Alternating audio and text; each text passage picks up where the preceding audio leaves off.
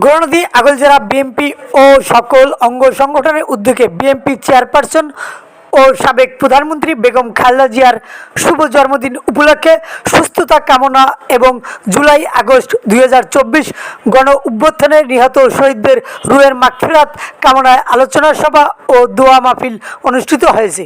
আজ বিকেল 5টার সময় গৌরনদী সরকারি কলেজ মসজিদ মাঠ প্রাঙ্গণে এ দোয়া মাহফিল আয়োজন করা হয়। অনুষ্ঠানে সভাপতিত্ব করেন বীর মুক্তিযোদ্ধা মোহাম্মদ শাহ আলম ফকির।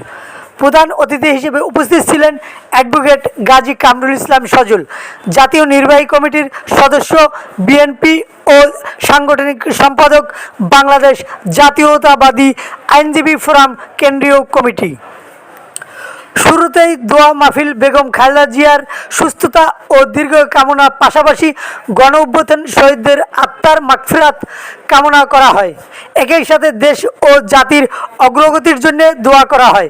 দোয়া পরিচালনা করেন সরকারি গৌরনদী কলেজ মসজিদের ইমাম ও খতিব মাওলানা মহিউদ্দিন খান। এ সময় স্থানীয় বিএনপি ও অঙ্গ সংগঠন নেতা কর্মীরা উপস্থিত ছিলেন। অনুষ্ঠানটি সঞ্চালনা করেন ভিপি মোহাম্মদ সেলিম হোসেন, সদস্য সচিব, বাংলাদেশ জাতীয়তাবাদী কৃষক দল, বরিশাল উত্তর জেলা। এ সময় প্রধান অতিথি বলেন, এই গৌরনদী আগলঝাড়ার কল্যাণে আমি আমার নিজের জীবন আজকে উৎসর্গ করলাম। সারা বাংলাদেশে চষে বেড়াচ্ছি একটি মাত্র উদ্দেশ্য, বাংলাদেশের সকল পর্যায়ে গণতন্ত্র প্রতিষ্ঠিত করার জন্য। না দেখি তাহলে আবার ওই ফ্যাসিস্ট হাসিনা সরকারের দোসররা মাঠে নেমে যাবে। এখানে অনেক নেতৃবৃন্দ কর্মীরা উপস্থিত রয়েছেন। বিগত 17 বছর যার পর নাই কষ্ট করেছেন, মায়ের চিকিৎসা করাতে পারেন নাই, বাপের জানাজা আসতে পারেন নাই, বাচ্চাদের সময় দিতে পারেন নাই, পরিবারকে সময় দিতে পারেন নাই।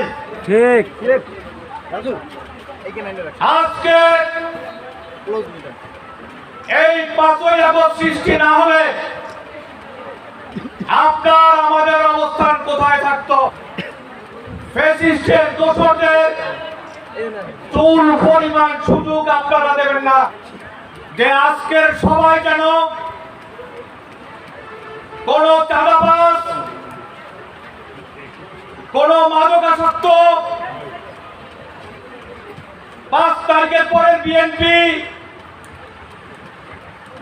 এবং কোন ফ্যাসিস্টের দোষরদের যেন দাওয়াত না দেওয়া হয়। দায়িত্বশীল নেতারা কাদা ছোড়াছুড়ি করে কেউ কাউকে চোর বলছেন, কেউ কাউকে গডফাদার বলছেন, কেউ কাউকে মাফিয়া বলছেন। উপর দিকে থুতু ফেললে নিজের মাথায় পড়ে। আমি এই সভা থেকে আহ্বান জানাবো,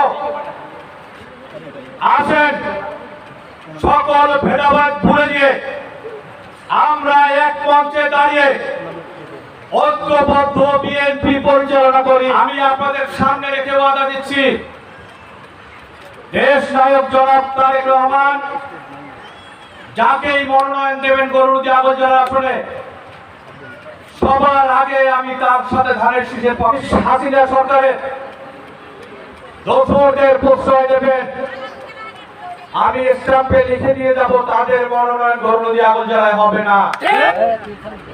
5 তারিখের পরে